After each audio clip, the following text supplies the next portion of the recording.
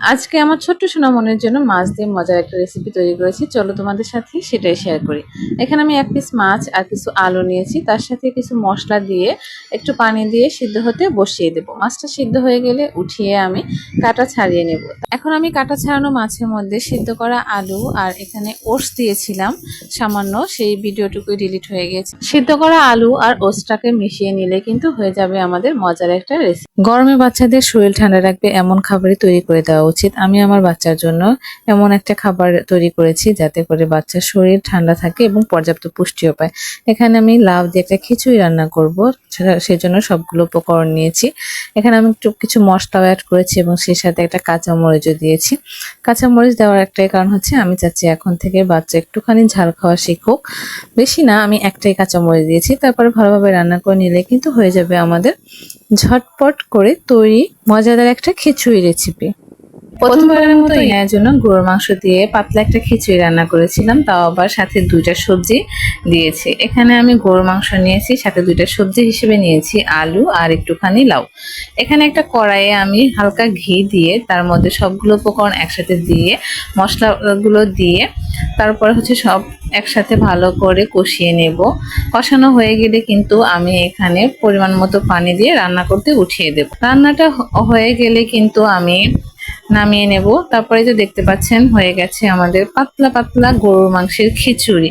খিচুড়িটা কেমন হয়েছে রেসিপিটা অবশ্যই কমেন্ট করে জানাবে। 3 রকমের সবজি দিয়ে আমার ছোট্ট সোনামনির জন্য মজার একটা খাবার তৈরি করেছিলাম। মাশাআল্লাহ, আমার মেয়ে অনেক বেশি পছন্দ করেছে।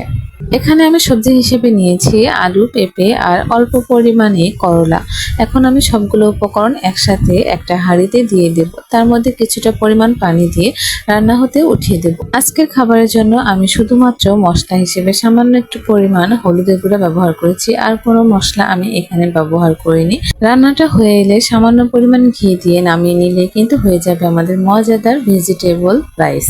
সাধারণত আমরা জানি যে 1 বছরের আগে বাচ্চাদের লবণ, চিনি কিংবা গরুর দুধ এগুলো না দেওয়াটাই সব থেকে ভালো, দিতে হয় না, 1 বছরের পরে দেওয়া যায়। তো ইদানিং হচ্ছে গিয়ে আমার মেয়ে মিষ্টি জিনিস ছাড়া কোনো কিছুই খাচ্ছে না। তো আমি ভাবলাম যে যেহেতু ও অন্য খাবারগুলো মুখে দিচ্ছে না, তাহলে আমি আজকে একটুখানি লবণ দিয়ে রান্না করে দেখি। তো আজকে আমি শুধুমাত্র পোলাওয়ের চাল দিয়ে আর 2 রকমের ডাল দিয়ে ইনার জন্য একটা রান্না করেছিলাম। কোনো মশলা ইউজ করিনি, সামান্য একটুখানি লবণ আর একটু হলুদ গুঁড়া দিয়ে আমি রান্নাটা করে নিয়েছি। মাশাআল্লাহ, ইনায়া খুব মজা করে খেয়েছে। আমি এখন থেকে ভাবছি যে পরবর্তী খাবারগুলোর মধ্যে আমি ইনায়ের জন্য লবণ ব্যবহার করব। আমার ছোট্ট সোনামনির জন্য আজকে আমি পুঁই শাক আর মিষ্টি কুমড়া দিয়ে মজার একটা খিচুড়ি রান্না করেছিলাম, কিন্তু আমার সোনামনি 1 চামচ খাওয়ার পরে আর সে একদমই খায়নি। ইনায়ার যদি কোনো খাবার একদম পছন্দ না হয় তাহলে সেটা একবারই খাবে, দ্বিতীয়বার আর নেবে না। তো তোমরা চাইলে আমি রেসিপিটা দিতে পারি।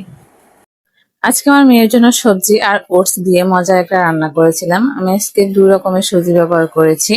সবজিগুলোকে ভালো করে কেটে ধুয়ে নিয়েছি, তারপর একটা পাতিলে দিয়ে সামান্য পানি দিয়ে হালকা একটু সিদ্ধ করে নিয়ে তারপর আমি 2 চামচ ওটস দিয়ে আবার রান্না করে নেব।